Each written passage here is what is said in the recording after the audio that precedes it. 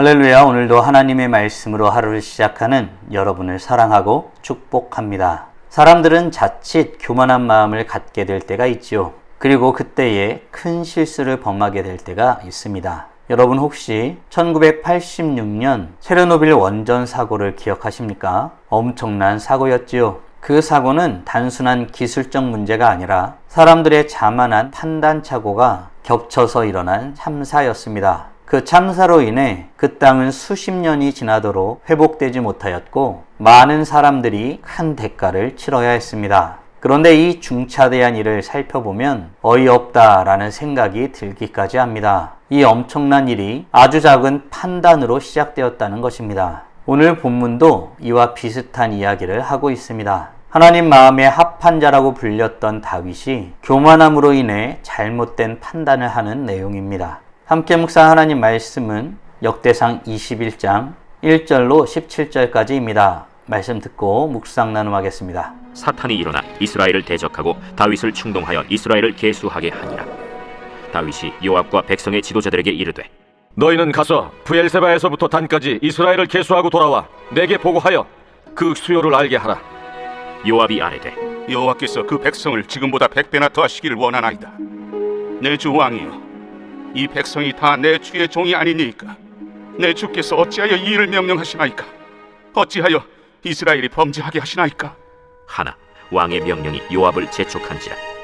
드디어 요압이 떠나 이스라엘 땅에 두루 다닌 후에 예루살렘으로 돌아와 요압이 백성의 수효를 다윗에게 보고하니 이스라엘 중에 칼을 뺄 만한 자가 110만 명이요 유다 중에 칼을 뺄 만한 자가 47만 명이라. 요압이 왕의 명령을 마땅치 않게 여겨 레위와 베냐민 사람은 계수하지 아니하였더라. 하나님이 이 일을 악하게 여기사 이스라엘을 치심해 다윗이 하나님께 아뢰되 내가 이 일을 행함으로 큰 죄를 범하였나이다. 이제 간과하옵나니 종의 죄를 용서하여 주옵소서. 내가 심히 미련하게 행하였나이다. 여호와께서 다윗의 선견자 갓에게 말씀하여 이르시되 가서 다윗에게 말하여 이르기를 여호와의 말씀이 내가 네게 세 가지를 내어놓으리니 그 중에서 하나를 네가 택하라. 내가 그것을 네게 행하리라 하셨다 하라. 하신지라.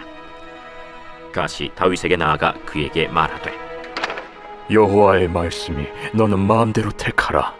혹 3년 기근이든지 혹 내가 석 달을 적군에게 패하여 적군의 칼에 쫓길 일이든지 혹 여호와의 칼 곧 전염병이 사흘 동안 이 땅에 유행하며 여호와의 천사가 이스라엘 온 지경을 멸할 일이든지라고 하셨나니 내가 무슨 말로 나를 보내신 이에게 대답할지를 결정하소서 하니 다윗이 갓에게 이르되 내가 곤경에 빠졌도다. 여호와께서는 긍휼이 심히 크시니 내가 그의 손에 빠지고 사람의 손에 빠지지 아니하기를 원하나이다. 이에 여호와께서 이스라엘 백성에게 전염병을 내리심에 이스라엘 백성 중에서 죽은 자가 7만 명이었더라. 하나님이 예루살렘을 멸하러 천사를 보내셨더니 천사가 멸하려 할 때 여호와께서 보시고 이 재앙 내림을 뉘우치사 멸하는 천사에게 이르시되 족하다. 이제는 내 손을 거두라. 그때 여호와의 천사가 여부수 사람 오르난의 타작마당 곁에 선지라. 다윗이 눈을 들어보매 여호와의 천사가 천지 사이에 섰고 칼을 빼어 손에 들고 예루살렘 하늘을 향하여 편지라. 다윗이 장로들과 더불어 굵은 배를 입고 얼굴을 땅에 대고 엎드려 하나님께 아뢰되 명령하여 백성을 계수하게 한 자가 내가 아니니까 범죄하고 악을 행한 자는 곧 나이니이다. 이 양떼는 무엇을 행하였나이까?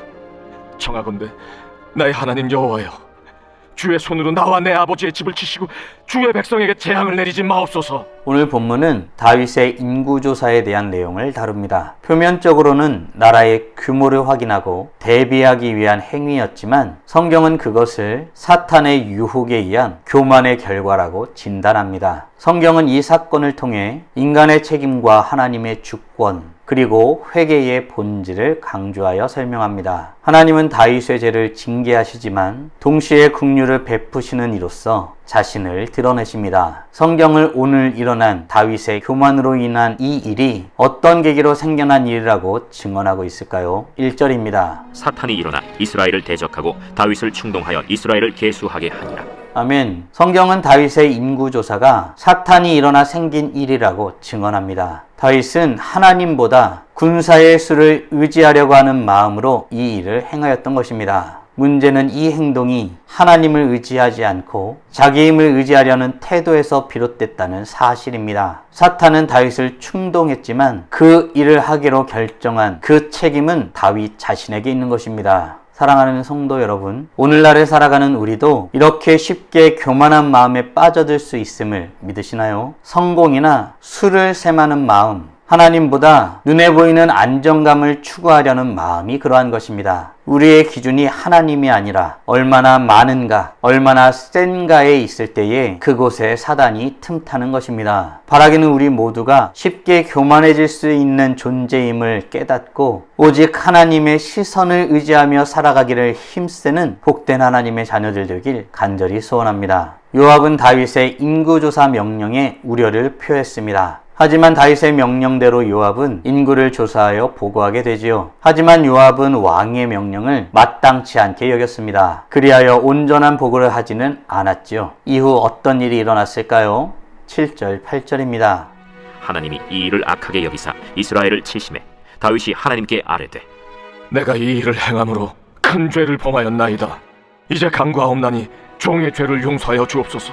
내가 심히 미련하게 행하였나이다. 아멘. 하나님은 이스라엘을 치셨습니다. 이에 다윗은 자신이 큰 죄를 범하였다는 것을 깨닫게 됩니다. 그리고 하나님 앞에 고백하게 되죠. 이 회개는 단순한 말이 아니라 책임을 인정하고 하나님의 뜻에 자신을 맡기는 진심 어린 고백이었던 것입니다. 하나님은 그런 다윗에게 징계 중에도 긍휼을 베푸셨습니다. 하나님은 우리가 죄를 고백하며 돌아올 때 반드시 다시금 품어주시고 회복의 길을 여시는 분이십니다. 사랑하는 성도 여러분, 우리는 어떤가요? 우리는 하나님이 우리를 징계하실 때 민감하게 반응하며 우리의 죄를 고백하며 나아가고 있나요? 우리의 삶에 있어서 잘못을 인정하고 고백하는 것은 축복입니다. 아무리 하나님이 징계하셔도 깨닫지 못하는 이들은 불행의 삶을 사는 것입니다. 바라기는 우리 모두 때마다 우리의 잘못을 지적하시는 하나님, 그분의 신호를 알아채고 주님 앞에 엎드리기를 힘쓰는 복된 하나님의 자녀들 되길 간절히 소원합니다. 하나님은 교만한 다윗을 당장 죽이지 않았습니다. 그 잘못에 대한 징계의 선택권을 주십니다. 하나님은 선견자 갓을 통하여 세 가지를 제시하지요. 하나는 3년 동안의 기근입니다. 또 다른 하나는 석 달 동안 적군들에게 패하는 것입니다. 그리고 마지막 하나는 사흘 동안의 전염병이었습니다. 여러분이라면 이 선택권들 가운데 어떤 것을 선택할 것 같으신가요? 다윗은 하나님의 손에 의한 심판, 즉 전염병 재앙을 선택하게 됩니다. 7만 명이 죽게 됩니다. 참 비극적인 일입니다. 하지만 하나님은 이내 재앙을 돌이키십니다. 이에 다윗은 하나님께 어떤 모습으로 나아갈까요? 17절입니다. 하나님께 아뢰되 명령하여 백성을 계수하게 한 자가 내가 아니니까. 범죄하고 악을 행한 자는 곧 나이니이다. 이 양떼는 무엇을 행하였나이까?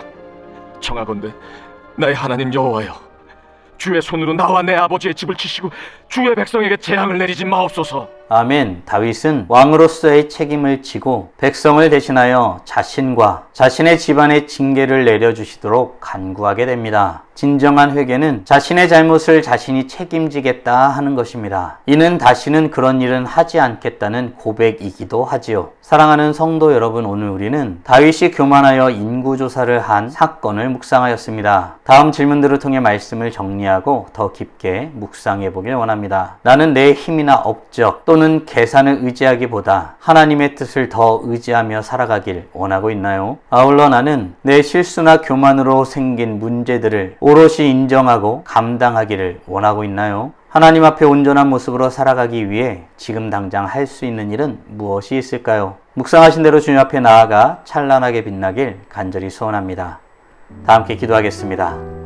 살아계신 하나님 감사합니다. 전쟁에서 승리할 때마다 하나님께서 주신 크고 놀라운 승리의 쾌감이 있었을 겁니다. 이러한 인생을 살던 다윗이 어느덧 자신도 모르게 교만하여졌고 그로 인해 크게 잘못된 선택을 하였던 모습을 말씀을 통해서 묵상케 하심에 감사드립니다. 누구나 다윗처럼 자기도 모르게 교만하여질 수 있음을 다시 한번 마음에 깊이 새겨보게 됩니다. 모든 것이 하나님의 은혜로 하나님의 주권 아래 이루어진 것을 고백하였던 다윗도 이렇게 쉽게 무너지는데 우리도 그럴 수 있는 연약한 존재임을 고백하며 다른 어떤 것보다 거룩하신 하나님의 시선을 의식하며 살아가기를 힘쓰는 복된 하나님의 자녀들 될 수 있도록 은혜 내려 주시옵소서. 때로 우리 삶에 실수하고 잘못 판단하여 하나님 보시기에 원하지 않는 모습으로 살아간다 할지라도 오롯이 우리의 자신의 모습을 인정하고 주님 앞에 겸손히 엎드려 나아가는 복된 하나님의 자녀들 될 수 있도록 은혜 내려 주시옵소서. 오늘도 주님과 함께 살고 이웃과 함께 살아